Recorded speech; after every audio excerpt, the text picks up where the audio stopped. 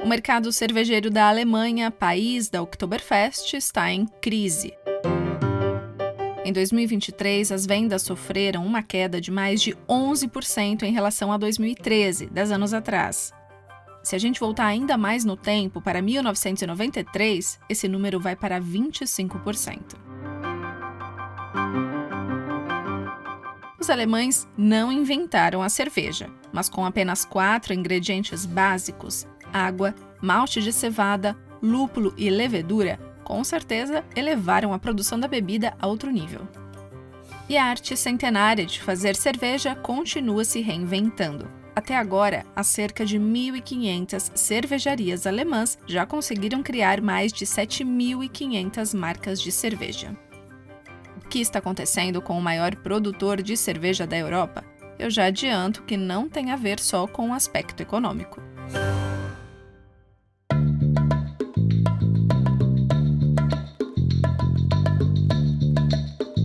Está no ar o DW Revista, o podcast semanal da redação brasileira da DW com sede em Bonn, na Alemanha.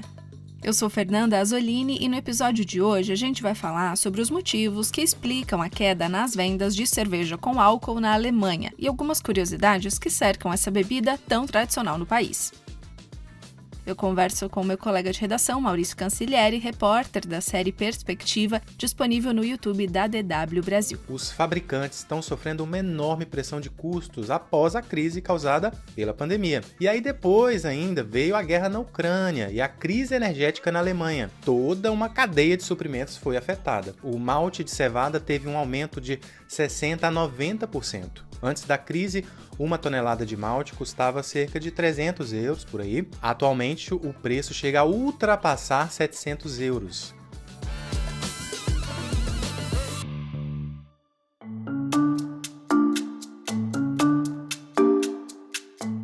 Do mesmo jeito que é clichê dizer que todo brasileiro gosta de futebol e sabe sambar, aqui na Alemanha também não é todo mundo que bebe cerveja, gosta da Oktoberfest ou veste aquelas roupas consideradas típicas alemãs. Porém, não dá para negar a relevância desse mercado no país. De acordo com o Departamento Federal de Estatística, em 2022, a indústria cervejeira alemã gerou um faturamento de cerca de 8,4 bilhões de euros e empregou quase 28 mil pessoas, isso levando em conta empresas com 20 ou mais funcionários. Só que a tendência atual não é tão positiva do ponto de vista financeiro. Em 2023, as vendas caíram 11,5% em relação a 2013. De 9,5 bilhões de litros de cerveja para 8,6 bilhões de litros. Se compararmos com o ano de 1993, que teve 11,2 bilhões de litros vendidos, a queda é ainda maior, 25,3%. A queda nas vendas, claro, reflete a diminuição no consumo per capita.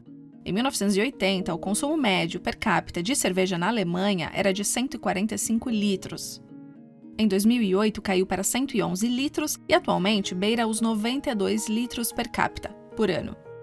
Na Alemanha, o consumo médio de bebidas alcoólicas no geral tende a diminuir, o que se deve principalmente ao declínio no segmento cervejeiro. Mas é importante frisar que o consumo médio de outras bebidas alcoólicas permaneceu relativamente constante nos últimos anos na Alemanha. Mesmo com esse declínio relativo, o abuso de álcool continua sendo um problema social e de saúde pública por aqui.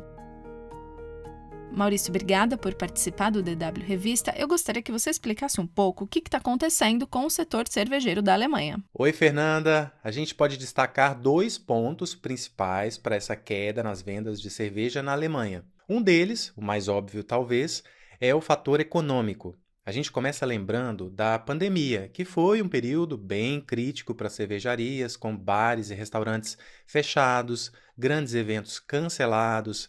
A reserva financeira de muitas cervejarias chegou ao limite.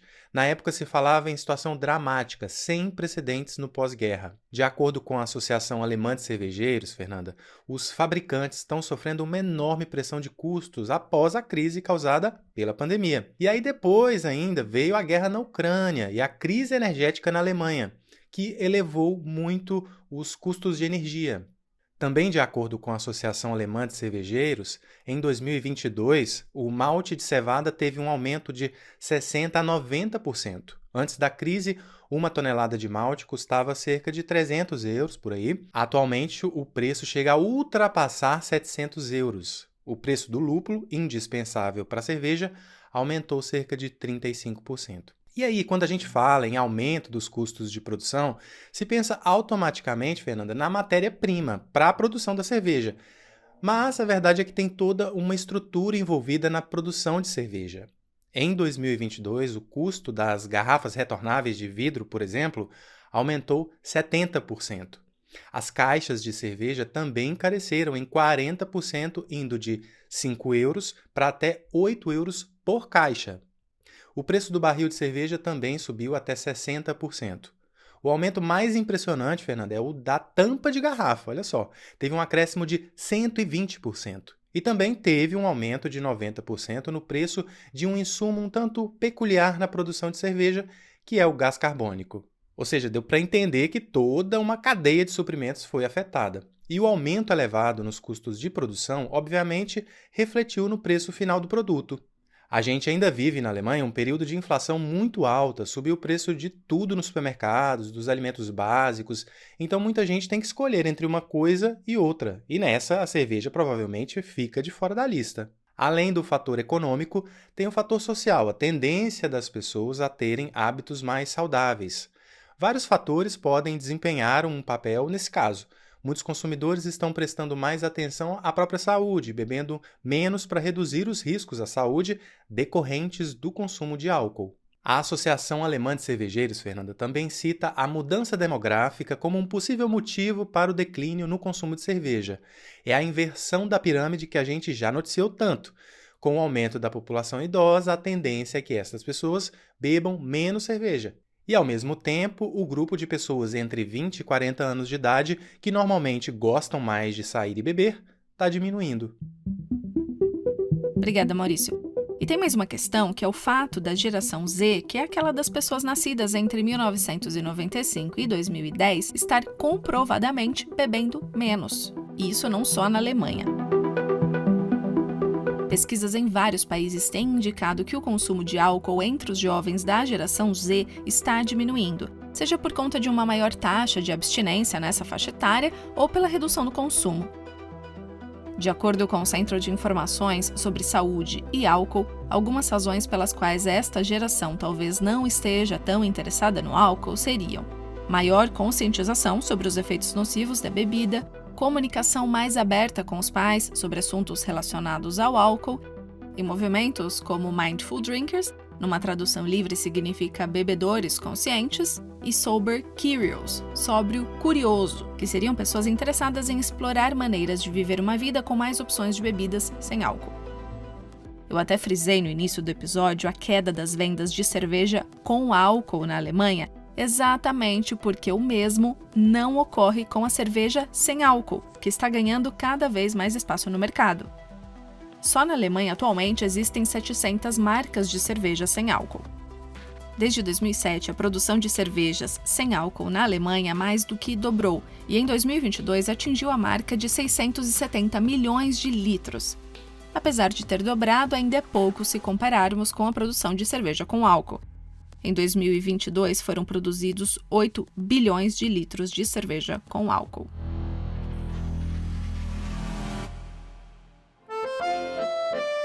A Alemanha é o país europeu que mais produz cerveja, mas não é o maior exportador da bebida, ficando atrás apenas da Bélgica. E também não é o país europeu que mais consome cerveja. Em primeiro lugar está a República Tcheca, seguida da Áustria e da Polônia. No entanto, a cerveja aqui na Alemanha é quase uma entidade.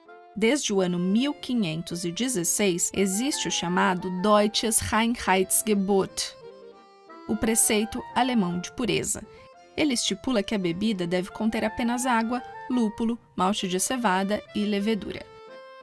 Com esse decreto nascia também uma estratégia de marketing usada até os dias de hoje, dando certo diferencial, uma certa pureza à cerveja alemã. E aí, gostou desse episódio? Gostaria de sugerir pautas para a gente abordar aqui? Então deixe um comentário nas redes sociais da DW Brasil. Lembrando que o DW Revista pode ser acessado por meio de plataformas como Spotify, onde basta procurar pela playlist DW Revista. Além disso, tem na Deezer, iTunes, Google Podcasts, Google Home e Alexa. Em tablets ou celulares é só baixar o aplicativo Google Assistente para Android ou iOS. A edição desta semana do DW Revista fica por aqui. A produção, apresentação e edição técnica são minhas, Fernanda Zolini. Obrigada por acompanhar a gente e até semana que vem.